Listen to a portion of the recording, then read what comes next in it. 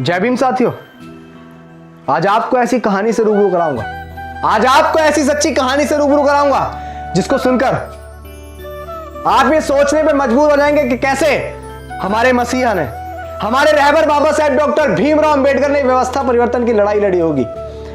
जो कहानी मैं आपके सामने पेश करने जा रहा हूं, ये एकदम सच्ची कहानी है, किसी व्यक्ति के ऊपर बीती हुई कहानी है।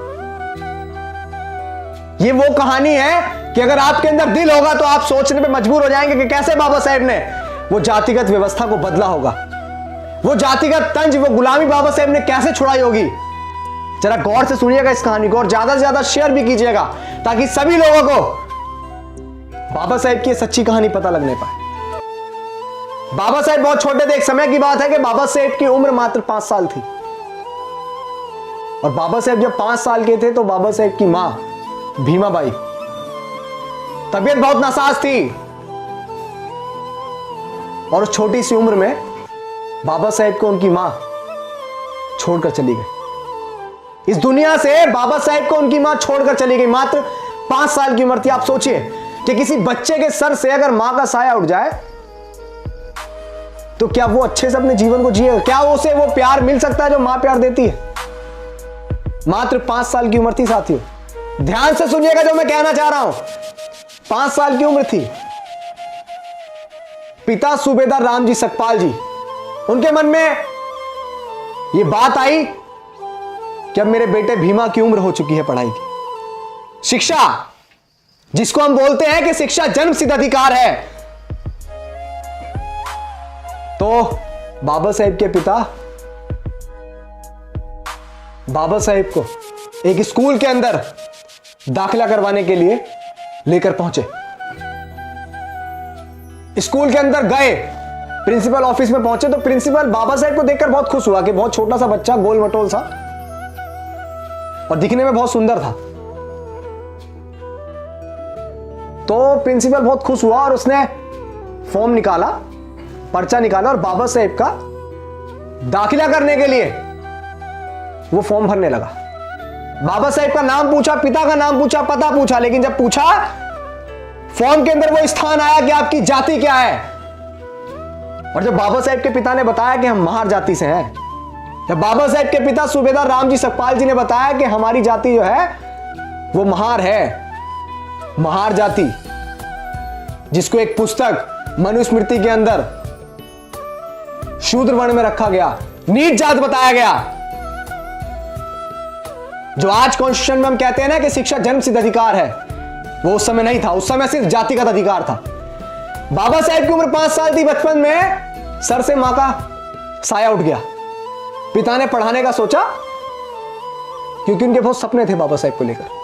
पढ़ाने को सोचा तो जब पता लगा प्रिंसिपल को कि वो बच्चा जो बहुत अच्छा दिखने में था लेकिन वो महार जाति से था, उसका ये कसूर है क्योंकि वो नीची जाति से था, यह उसका कसूर है, इसीलिए उसे विद्यालय में दाखिला नहीं मिलेगा, और उसका फॉर्म फाड़कर, फेंक कर और स्कूल के चपरासी को प्रिंसिपल ने आवाज मारकर बुलाया और बाबा साहेब को और उनके पिताजी सूबेदार रामजी सकपाल जी को धक्के मारकर स्कूल से बाहर निकलवा दिया। सिर्फ किस लिए? क्योंकि वो जाति से महार जाति के थे। आप सोचिए, वो छोटा सा बच्चा कोई और नहीं, हमारे रहबर थे, हमारे मसीहा बाबा साहेब डॉक्टर भीमराव अंबेडकर। जरा सोचिए कि उस बच्चे पर क्या बीती होगी। बचपन में सर से मां का साया हट जाता हो, सिर्फ मात्र 5 साल की उम्र में। जाति से महार थे तो नाई बाल भी नहीं काटता। बहुत सारी चीजें झेली बचपन में, जो प्यार मिलना चाहिए था वो प्यार नहीं मिला। सोचिए कि कैसे बाबा साहेब ने व्यवस्था परिवर्तन किया होगा, कैसे बाबा साहेब ने वो जाति, जो गुलामी हम पे थोपी गई हजारों साल की, वो गुलामी कैसे काटी होगी। जरा सोचिए। आज हम लोग अपने बच्चों को बहुत अच्छे अच्छे स्कूलों में दाखिला करवाते हैं।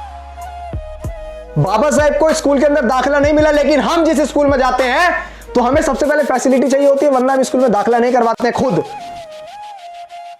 अगर स्कूल में अच्छी लाइट नहीं है तो हम नहीं पढ़ाएंगे अपने बच्चे। अगर स्कूल में एसी नहीं है, पंखे नहीं है तो हम नहीं पढ़ाएंगे। अच्छा पानी नहीं है तो हम नहीं पढ़ाएंगे।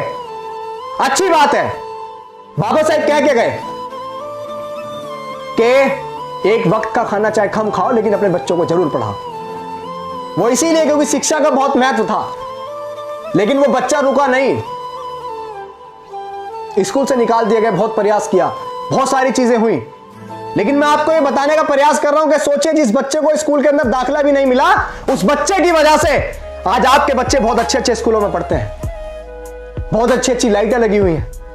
ऐसे स्कूल में आप अपने बच्चों का दाखिला करवाते हैं कि बहुत अच्छे अच्छे पंखे लगे हुए हैं।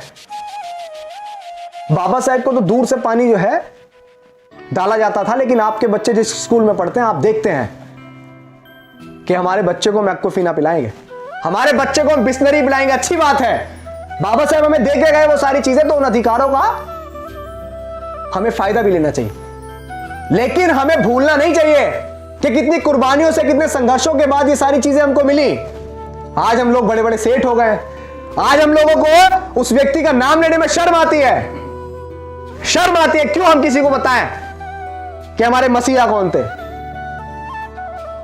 ये चीजें आपको ऐसे ही नहीं मिली है, बड़ा त्याग, बड़ा बलिदान हुआ है इन चीजों को आप तक पहुंचाने के लिए। आज इस देश में बताया जाता है कि पेट्रोल पंप पे काम करने वाला व्यक्ति इस देश का सबसे अमीर इंसान बना, और बहुत कम पढ़ा लिखा व्यक्ति क्रिकेट का भगवान बना। लेकिन इस चीज को चीख चीख के नहीं बताया जाता कि क्लासरूम के बाहर बैठकर पढ़ाई करने वाला बच्चा, जिसको 5 साल की उम्र में सिर्फ जाति के नाम पर उसे स्कूल से बाहर निकाल दिया गया, वो बच्चा इस देश का संविधान निर्माता बना। ये कभी नहीं पढ़ाया जाता है। क्यों? क्योंकि आज भी जातिगत मानसिकता लोगों के दिमाग में है, और हम जो लड़ाई लड़ रहे हैं वो जाति को खत्म करने की लड़ रहे हैं, इस देश में समानता लाने की लड़ रहे हैं, जो बाबा साहेब हमेशा लड़े। बाबा साहेब इस देश में इक्वालिटी चाहते थे। बाबा साहेब ने बचपन से ही सुख का मुंह भी नहीं देखा। सोचिए ना, जिसके सर से मां का साया उड़ जाता हो बहुत छोटी सी उम्र में, बहुत जल्दी शादी हो गई, लेकिन समाज सेवा का ऐसा जुनून सर पे सवार था, ऐसा जुनून सर पे सवार था, वो चाहते थे कि मेरी आने वाली पीढ़ी को ये सारी चीजें भोगने को ना मिले जो वो भोग रही हैं। जो चीजें उन्होंने सही वो मेरी आने वाली पीढ़ी ना सही, इसीलिए उन्होंने बहुत संघर्ष किया, बहुत काम किया।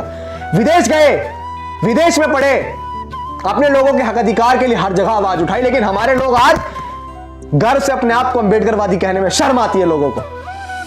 कभी कभी सोचता हूं कि बाबा साहेब ने इतनी सारी लड़ाइयां क्यों लड़ी, किसके लिए लड़ी? क्योंकि जिनके लिए आज लड़ाइयां लड़ी वो लोग बाबा साहेब को भूल चुके हैं।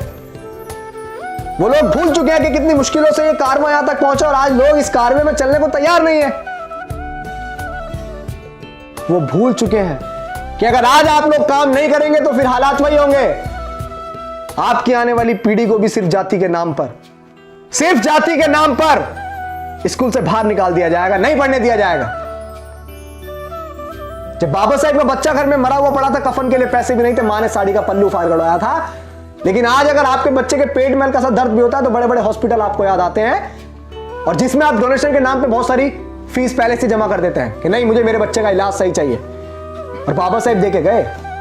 लेकिन हम लोग भूल चुके हैं उस महान व्यक्ति को, कितनी मुश्किलों से यह कारवां बाबा साहेब ने यहां तक पहुंचाया। बाबा साहेब ने उस समय कुछ किया। मैं बार बार चीख चीख के कहता हूं कि बाबा साहेब ने उस समय कुछ किया, तो इसलिए कि ताकि वो अपने आने वाली पीढ़ी को बहुत अच्छा देख सकें, जो आज हम आप उस सुख को भोग रहे हैं। और याद रखिएगा कि अगर आप नहीं करेंगे तो आपकी आने वाली पीढ़ी जो है जंजीरों में जकड़ी पैदा होगी, गुलाम पैदा होगी। याद रखिएगा, सोचने से नहीं मिलते हैं तमन्नाओं के शहर, कि सोचने से नहीं मिलते हैं तमन्नाओं के शहर, चलना भी पड़ता है साथियों मंजिल को पाने के लिए, मंजिल को पाने के लिए। और बाबा साहेब चले, और 26 नवंबर 1949 को बाबा साहेब ने इस देश को ऐसा संविधान दिया जिसके अंदर सभी को इक्वालिटी, समानता दी, जिसके अंदर सभी को यह लिखा कि शिक्षा हर व्यक्ति का जन्मसिद्ध अधिकार है, उसको कोई रोक नहीं सकता। अगर किसी के पास पढ़ने के लिए पैसे नहीं तो उसे सरकार पढ़ाएगी, अगर किसी के पास खाने को पैसे नहीं तो उसे सरकार खिलाएगी। जाति के नाम पे किसी के साथ भेदभाव नहीं होगा,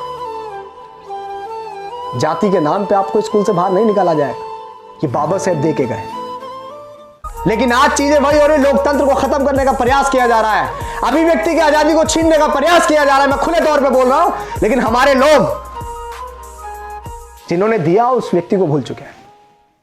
मैं दोबारा कहूंगा कि सोचने से नहीं मिलते हैं तमन्नाओं के शहर, चलना भी पड़ता है साथियों मंजिल को पाने के लिए, मंजिल को पाने के लिए। सोचिएगा मैंने क्या क्या, विचार कीजिएगा इस बात पे।